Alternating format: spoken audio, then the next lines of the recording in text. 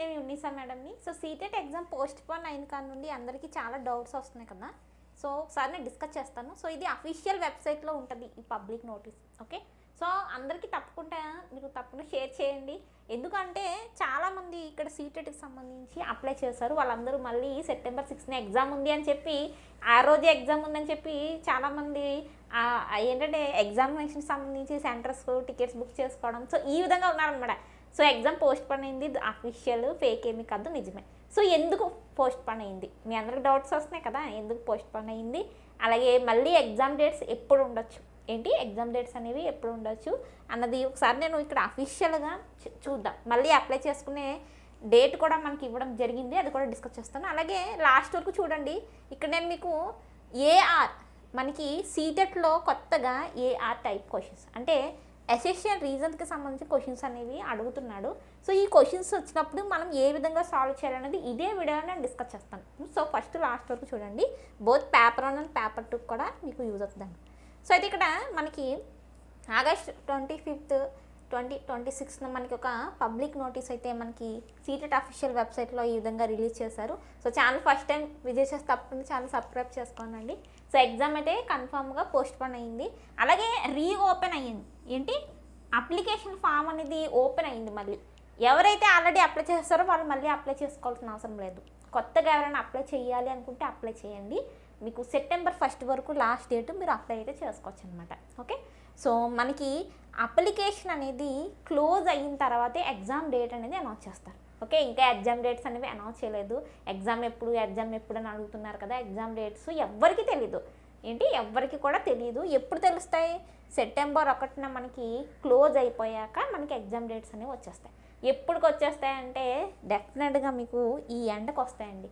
September ఎండకు కావచ్చు, లేదా అక్టోబర్ 1st వీక్లో కావచ్చు, మీకు ఎగ్జామ్ అనేది ఉండొచ్చు.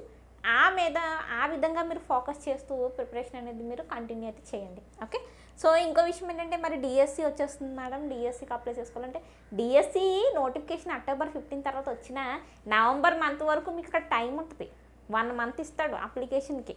సో ఆలోగా మీకు సీటెట్ ఎగ్జామ్ అవ్వడం, రిజల్ట్ రావడం కూడా జరుగుతుందండి. మీరేమీ భయపడాల్సిన అవసరం లేదు. ముందే ఎందుకు అన్నీ భయపడిపోతారో నాకు అసలు అర్థం కాదు. సో ఈ నోట్స్ అనేది నేను మీకు పీడిఎఫ్ అనేది డిస్క్రిప్షన్లో లింక్ ఇచ్చాను, గూగుల్ డ్రైవ్ లింక్, అక్కడ మీరు షేర్ చేసుకోండి. అలాగే టెలిగ్రామ్, వాట్సాప్ గ్రూప్లో జాయిన్ అయ్యండి, అక్కడ నేను షేర్ చేస్తాను. సో మనకి 99 రూపీస్ ఆఫర్ అలాగే ఉంది. ఇంకా ఎగ్జామ్ పోస్ట్ పోన్ అయింది కాబట్టి మీరు మన app Telugu TET serial class app download చేసుకుని మీరు జాయిన్ అవ్వచ్చు. మీకు మంచిగా యూజ్ అవుతుందండి. చాలామందికి 100+ వచ్చిన ఆన్లైన్ క్లాసెస్ అనేవి మేము ప్రొవైడ్ చేస్తున్నాం అనమాట. కంప్లీట్ కోర్స్ అనేది ఉంది with previous year papers, notes, అలాగే హ్యాండ్ రిటర్న్ నోట్స్ ఫోల్డర్ కూడా మేము కొత్తగా క్రియేట్ చేయడం జరిగింది. వీటికి సంబంధించి మీరు చెక్ చేయవచ్చు. ఓకే, సో డౌట్స్ అయితే క్లియర్ అయ్యాయి కదా. ఏపీ డిఎస్సికి, సీటెట్కి అసలు ప్రాబ్లమే లేదు. డిఎస్సి నోటిఫికేషన్ వచ్చి డిఎస్సి అప్లికేషన్ క్లోజ్ అయ్యేలోపు ఇక్కడ ఎగ్జామ్ జరిగిపోవడం, ఎగ్జామ్ రిజల్ట్ వచ్చేయడం జరుగుతుంది. మ్యాక్సిమం ఎగ్జాము సెప్టెంబర్ ఎండ్కి లేదా అక్టోబర్ 1st వీక్కి మనకు ఉంటుందండి. మీరేం భయపడద్దు. చక్కగా ఎగ్జామ్ అనేది అటెంప్ట్ చేయండి. సీటెట్కి సంబంధించి ఇన్ సర్వీస్ టీచర్స్ మంచిగా యూజ్ చేసుకోండి. సీటెట్ అప్లై చేయలేని వాళ్ళు అప్లై చేసుకోండి. మనకి మ్యాక్సిమం అక్టోబర్ 1st వీక్లో ఉంటుందండి. చాలా టైం ఉంటుంది, లేదా ఈ మంత్ ఎండింగ్ అయినా ఉండొచ్చు. సెప్టెంబర్ 1st వరకు మాత్రమే లాస్ట్ డేట్ సీటెట్ అప్లై చేసుకోవడం. సో ఇదన్నమాట. సో ఎడిట్ ఆప్షన్ కూడా ఇస్తాడు డెఫినెట్గా. ఎడిట్ ఆప్షన్ ఇచ్చినప్పుడు అంటే క్లోజ్ అయ్యే వరకు edit option, exam dates announce చేయరు. వచ్చిన వెంటనే నేను చెప్తాను మీకు. సో ఇంకా ఏమైనా డౌట్స్ వస్తే దీనికి సంబంధించి కామెంట్ అయితే చేయండి. దెన్ డిస్కస్ చేద్దాం. ఏఆర్కి సంబంధించి క్వశ్చన్స్ అనేవి ఏ విధంగా సాల్వ్ చేయాలి. అలాగే ప్లాన్ మార్చుతాను, ఎందుకంటే టైం ఉంది. మ్యాక్సిమం మీకు ఒక 20-25 డేస్ టైం ఉండొచ్చు ఎగ్జామ్ డేట్కి. సో మరి 20-25 డేస్లో మనం ప్లాన్ ఏ విధంగా చేసుకోవాలి సబ్జెక్ట్ వైజ్గా. అంటే ఇప్పటి నుండి స్టార్ట్ చేస్తున్నాను నేను, ఇప్పుడే మొదలుపెట్టాను, ఈరోజే అప్లై చేశాను. అవుతుందా అంటే అవుతుంది డెఫినెట్గా. యాక్చువల్లీ ప్రాపర్గా మీరు గైడ్ చేసే వాళ్ళు ఉంటే మీరు 20-25 డేస్ ఎనఫ్ అండి సీటెట్ క్రాక్ చేయడానికి విత్ 90+ మార్క్స్తో. అది మీరు ఇన్ సర్వీస్ టీచర్ అయినా, ఒక స్టూడెంట్ అయినా సరే. ఓకే, మెయిన్గా మీకు తప్పకుండా స్టాండర్డ్ గైడెన్స్ అనేది ఉండాలి. సో యూట్యూబ్లో ఎలాగో మనకి ఫ్రీ క్లాసెస్ అన్ని గైడెన్స్ అనేవి ఉంటుంది. లేదు పర్టికులర్గా మీకు ఫుల్ గైడెన్స్ కావాలంటే మీరు తప్పకుండా ఆన్లైన్ క్లాసులు జాయిన్ అవ్వండి. బికాజ్ 99 రూపీస్కి సీటెట్ ఫుల్ కోర్స్ 200 పైగా వీడియోస్ ఉన్నాయి. మీకు చాలా మంచిగా నోట్స్, పీడిఎఫ్స్ అన్నీ ఉన్నాయి అక్కడ. సో చూడండి, ఆఫర్ కూడా అవైలబుల్ ఉంది కాబట్టి చూడండి మనకి ఇక్కడ అసెషన్ అండ్ రీజన్కి సంబంధించి క్వశ్చన్స్ ఇచ్చినప్పుడు మనం వీటిని ఎలా సాల్వ్ చేయాలి. ఫస్ట్ అసెషన్ చదవాలండి. ఇక్కడ అసెషన్ ఏ అనేది ఏమి ఇచ్చాడు, నెక్స్ట్ రీజన్ అనేది ఏమి ఇచ్చాడని చదువుకుని ఆ తర్వాత ఇవి రెండిట్లకి ఏమైనా సంబంధం ఉందా లేదా అన్నది మీరు చూసుకుని అటెంప్ట్ చేయాలి. ఇక్కడ ఫస్ట్ ఏమంటున్నాడు, why teaching a teacher should variety of ways to represent the contest of teaching. So ఒక టీచర్ ఇక్కడ ఏం చేస్తున్నారంటే టీచ్ చేస్తున్నప్పుడు చాలా డిఫరెంట్ వేస్ అనేవి అడాప్ట్ చేస్తున్నారంట టీచ్ చేసినప్పుడు. అయితే teachers need to adapt their pedagogy to suit the diverse needs of learners. Yes. So ఇదేంటంటే ఇవి రెండు కూడా ముందు పాజిటివా నెగిటివా అనేది చూడండి. Yes, both are positive. Both కూడా మనకి ఇక్కడ టీచింగ్ స్టైల్స్ గురించి, వెరైటీ ఆఫ్ టీచింగ్ స్టైల్స్ గురించి ఇక్కడ చెప్తున్నారు కదా. ఒక టీచరు ఎప్పుడు కూడా డైవర్స్ నీడ్స్ ఆఫ్ చిల్డ్రన్, మనకి క్లాస్ రూమ్లో ఎవరు ఉంటారు, క్లాస్ రూమ్లో ఇప్పుడు మనకి ఎన్ఈపి కూడా ఏం చెప్తుందండి, డైవర్సిటీ టీచింగ్. ఇక్కడ సోషలైజేషన్ వచ్చేస్తుంది. సో చూడండి ఇక్కడ మనకి డైవర్సిటీ, ఇది ఇంక్లూసివ్ ఎడ్యుకేషన్. ఇంక్లూసివ్ ఎడ్యుకేషన్లో భాగంగా పిల్లలందరినీ కలుపుకుంటూ క్లాస్ రూమ్లో మనకి, అంటే ఎడ్యుకేషన్ ఫర్ ఆల్ అండి దీని motto, equal access to all అనమాట. అంటే టైప్స్ ఆఫ్ డైవర్సిటీ, మనకి మెయిన్గా డైవర్సిటీస్ అనేవి ఇన్ని టైప్స్గా ఉంది. ఒకటి physical, cognitive, social, emotional, cultural, linguistic and economic అనమాట. సో ఇక్కడ మీకు ఎక్స్ప్లెనేషన్ ఎలాగైతే ఇంగ్లీష్ టు తెలుగు ఉందో అలాగే సీటెడ్ క్లాసెస్లో కూడా మీకు ఎక్స్ప్లెనేషన్ అనేది ఇంగ్లీష్ టు తెలుగు ఉంటుంది. నోట్స్ మాత్రం ఇంగ్లీష్లో ఉంటుంది, బికాజ్ సీటెడ్ ఎగ్జామ్ ఇంగ్లీష్లోనే ఉంటుంది. సో అండ్ ఇంగ్లీష్కి సంబంధించి చాలా మనకి ఇది డౌట్ వస్తుంది. సో చాలా ఈజీగా మీకు అర్థమయ్యేలాగా ఉంటుంది ట్రాన్స్లేషన్తో. చూడండి ఇక్కడ ఫిజికల్ అంటే ఏంటంటే చాలామంది పిల్లలు ఫిజికల్గా, విజువల్గా ఇంపైర్డ్ అయి ఉన్న పిల్లలు ఎవరైతే ఉన్నారో అలాంటి పిల్లలు, ఇలాంటి కాగ్నేటివ్, అలాగే మనకి ఏవైతే సోషల్, ఎమోషనల్, వీళ్ళందరూ కూడా ఒకే చోట ఉన్నప్పుడు టీచర్ ఏం చేయాలండి, అందరికీ ఒకే విధంగా మనకి టీచింగ్ అయితే చేయాల్సి ఉంటుంది కదా. అలాంటప్పుడు టీచర్ ఏం చేయాలి, డిఫరెంట్ వేస్ని అడాప్ట్ చేసుకోవాల్సి ఉంటుంది. డిఫరెంట్ వేస్ని అడాప్ట్ చేసుకుంటూ అక్కడ టీచింగ్ అనేది చేయాలి. సో మనకి అక్కడ అసెషన్ సంబంధించిన ఏ అనేది మనకు అక్కడ రైట్. అలాగే రీజన్ కూడా ఏంటండి, డైవర్స్ నీడ్స్ ఆఫ్ లెర్నర్స్కి మనం అడాప్ట్ చేయాలి పెడగాగి. అందరి పిల్లవాడికి అర్థమయ్యేలా మన టీచింగ్ స్కిల్స్, మన పెడగాజికల్ స్కిల్స్ అనేవి మనం చేంజ్ చేసుకోవాలి. కాబట్టి బోత్ ఏ ఆర్ ట్రూ, అలాగే R is the correct explanation of A అనమాట. ఓకే. సో ఎందుకంటే ఇక్కడ మనకి ఫ్రేమ్వర్క్ టూల్స్ అనేవి చాలా ఇంపార్టెంట్ రోల్ని ప్లే చేస్తాయి క్లాస్ రూమ్లో టీచరు.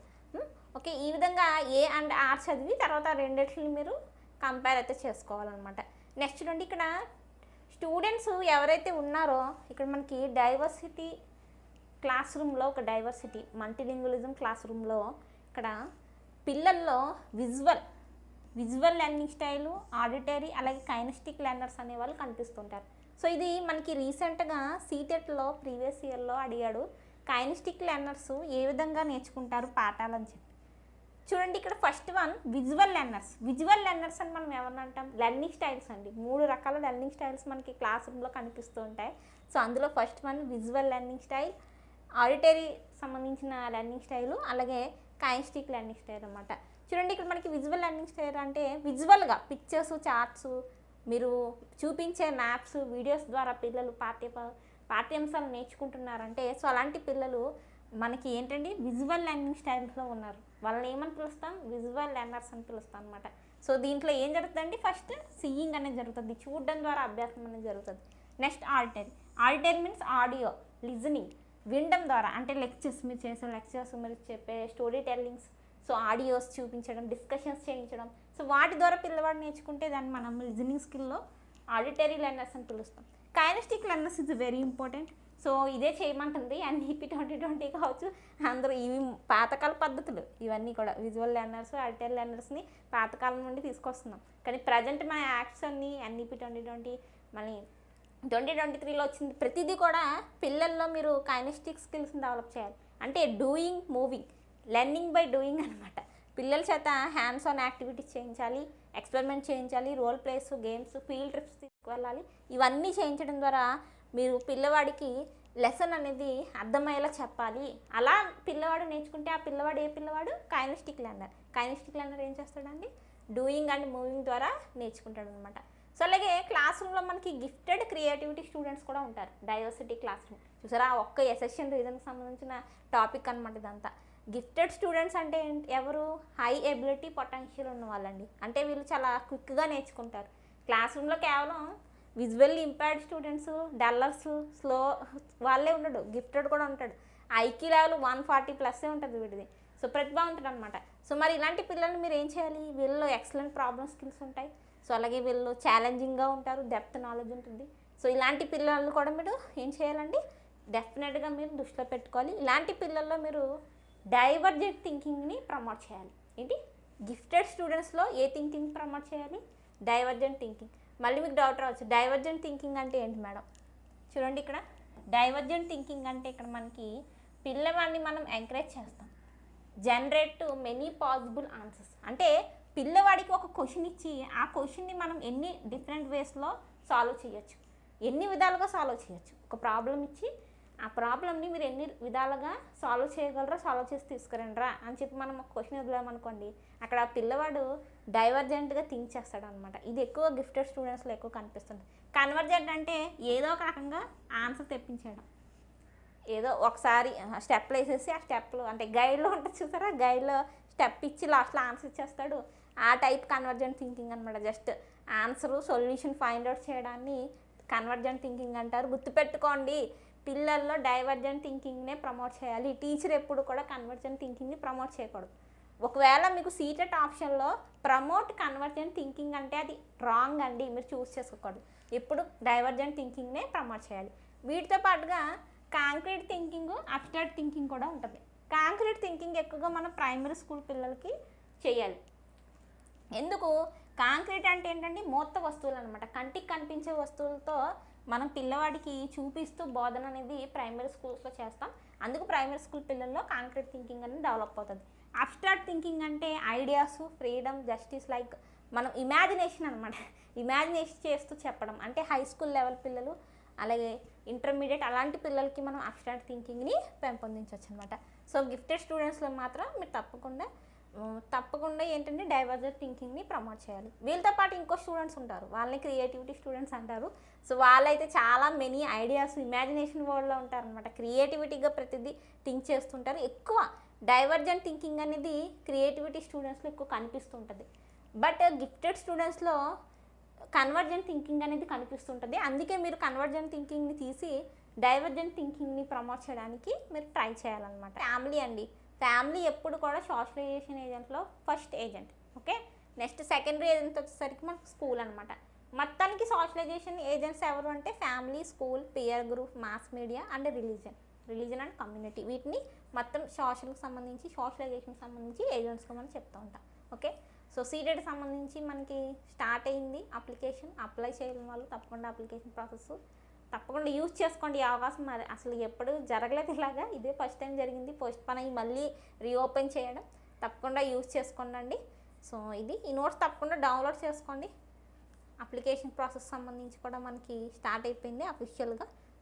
సో లాస్ట్ డేట్ చూడండి, లాస్ట్ డేట్ 1 సెప్టెంబర్ 1 క్లోజ్ అయిపోతుంది. ఓకే, సో ఇది. ఇంకా మీకు ఏమైనా డౌట్స్ ఉన్నా నాకు కామెంట్ చేయండి. ఆఫర్ తప్పకుండా యూజ్ చేసుకోండి, ఆఫర్లో జాయిన్ అవ్వండి. స్టోర్ ఆప్షన్కి వెళ్తే మీకు బ్యానర్స్ ఉంటాయి. CTET paper 1, paper 2, maths, science, సోషల్కి సంబంధించి. ఈ పీడిఎఫ్ కూడా డౌన్లోడ్ చేసుకొని చదువుకోండి. ఇంపార్టెంట్ ఇది కూడా.